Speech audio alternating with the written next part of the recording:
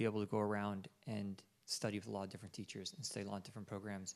But one of the things I've seen over the years that's disturbing is that students will come for a teacher training and then never come back to that studio again. Sometimes they've shopped around and they found this program that they're going to do, and they don't stay there and study.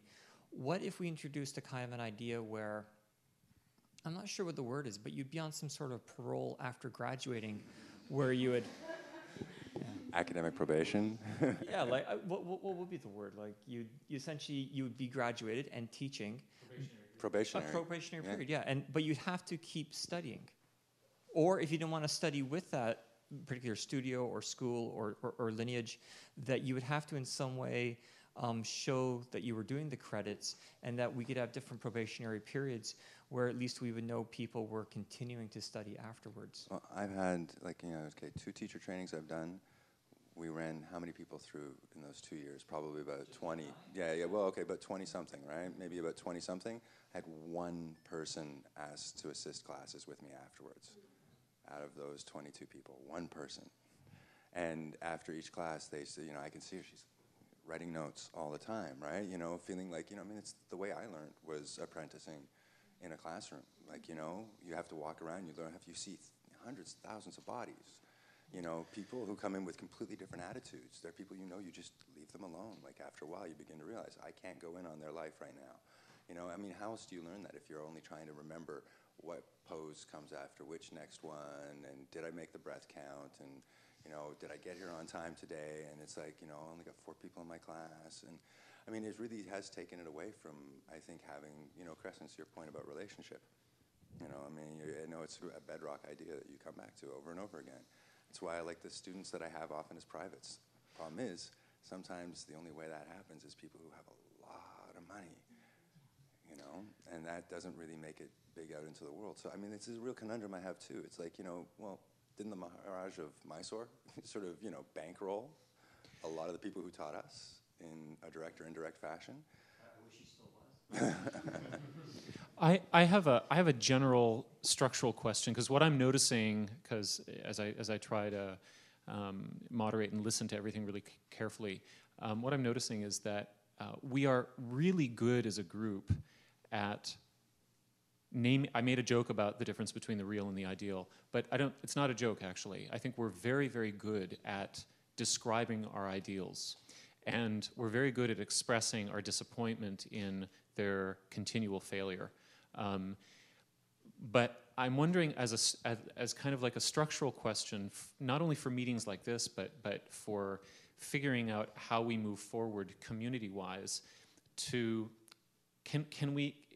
is there a way that we can separate out our idealizations of how things should be, whether they be from memory or from the wonderful relationships that we had in the past, and the actual existential dilemma of what we see unfolding in front of us?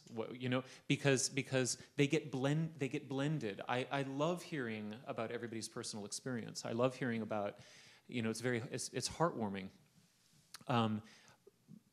But there's something about yoga that already encourages us to look back, right? That already encourages us to say, we're in a degenerative age. We are, the truth came before us. My teacher knew so well. Relationships were real back then.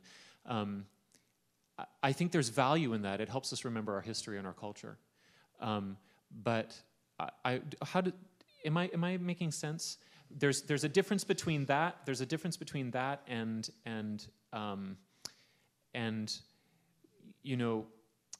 the other, very strong discourse we hear. Then Monica describes, here are problematic therapeutic areas that people are tackling, are tackling, perhaps without adequate training.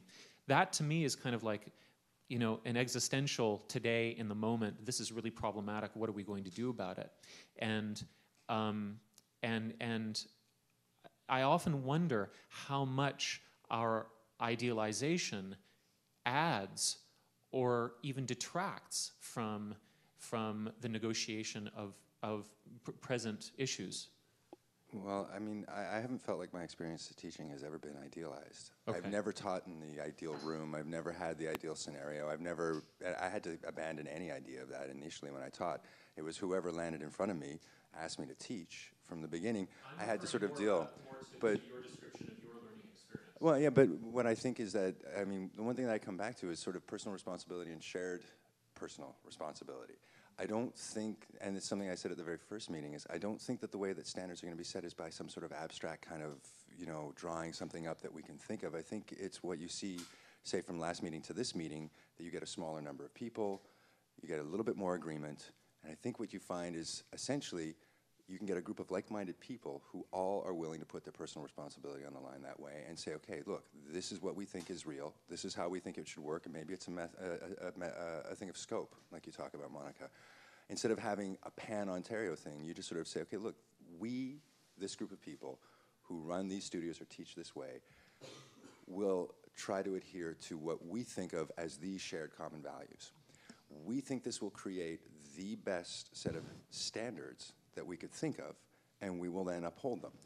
And then it becomes a thing where you stand out a little bit like a beacon amongst everything else. And then if people come out of it going, oh my God, any of those people that you studied with there, I felt like I got training, I felt like I got this, I felt like I was supported afterwards, then that sort of builds up. You'll get more and more people know them, more and more people will be going, hey, you know what? These people seem to be doing well, they seem to be attracting people, so maybe I should adhere to their standards as well. And I think that's just kind of how it's almost always worked. I mean, I brought up the point of universities before. That's how Oxford and Cambridge got established, right? They just decided that they were going to have that thing. But it has to start small with that group of like-minded values, I think. I think that's the only way it really works. Jessica, and then Crescence needs to speak. It is getting late and it's cold and everybody needs to get home. And then I have a gentle idea about how to round some of our points together. So, Jessica. It was a while ago. I was just going to touch on the issue. I mean, all of these things, they sound really good, and then there's always the other side. But the issue with CECs, I think, is that it tends to go on to the home studio, like you said, and it would be really nice to put people on a probationary period. But sometimes a teacher is done speaking to you. That teacher is done speaking to you, like to that student. The relationship reaches a plateau, And forcing CECs where it's good for all of us, we are in a industry where you have to take that upon yourself, and the right students will identify with you. They will identify with how you teach, with your level of authenticity, basically what your personal brand is in a marketing term. And the CECs, I got caught up with that with a studio that I no longer frequent, and I can't get recertified through them anymore. So that stalls my paperwork that I need in a different realm, and it didn't turn out to be all that great at the end of the day. That's it. For me, the yoga is relationship, and I've taught primarily privately over the last 5 years, basically from my home. Most of my students actually do not have a ton of money, dancers, artists. And when I called the Yoga Alliance, because I wanted information about how people, I had one woman who wanted me to do a 200-hour teacher training for her.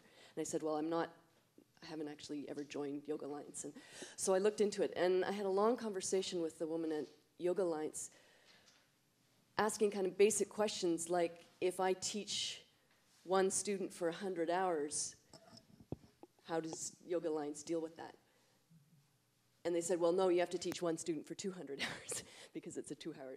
And I said, well, is there no difference between one student and me spending 200 hours together or 100 hours together and one teacher and 20 or 40 people? And there's no recognition that there's any difference. And there's no honoring of, I want to say love, but there's no honoring of the value and dignity of two people coming together and spending that much amount of time with each other and exchanging things between them. And I was incredibly, because Yoga Alliance wasn't giving me any way to teach in the way that I needed to teach. You could only have that dialogue with somebody who knew you. You could only, I imagine that you could only have that dialogue not over the phone to California, but within a local community that was formed from a rotating democratically elected board that could actually, through relationship, get to know who you are and what you do, and say, yeah, okay, we get it. Yeah, it was a horrible conversation because I got frustrated and mad, and she wasn't the person to. Yeah. Say two things. One, just speaking to that. I mean, in my teacher, the way I trained, and also the programs that I've offered in developing teachers, the one-on-one is part of it, and that's something that I think many people have not experienced, but that's really, really, there's so much that's accomplished in a one-on-one encounter, and that's just built into the tradition that you've experienced too. And the other thing is, I've forgotten your name? Jeff. How are standards going to be brought together? And I was thinking of the dance world model.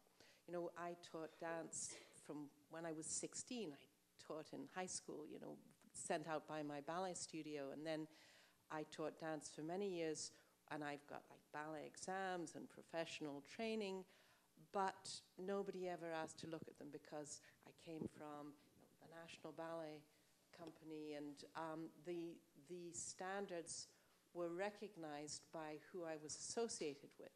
And I think this is, and nobody regulates, nobody looked at that over the years. And I think this is possibly the same way for the yoga world. You know, people know that the Esther Meyer studio has been around for so many years training teachers, and it's known by reputation. And I think if, you know, and Downward Dog and all the people who are here and others, if there are people who gather together and share common values and qualities, that will attract other people, and that will start to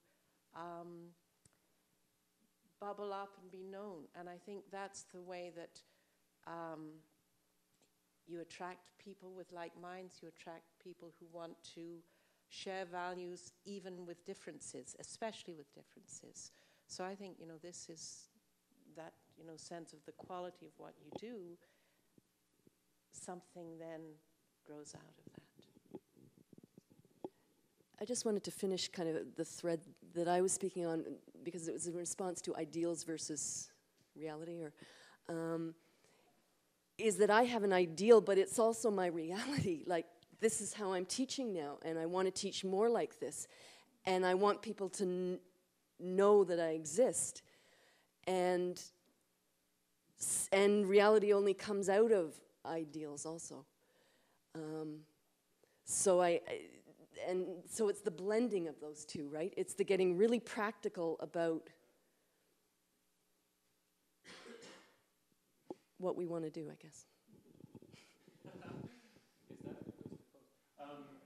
I wanted to point to our board and to just point out what we've added to it. We've spoken at length about the possibility for modules in YTT being developed for specific populations and what that would look like. However,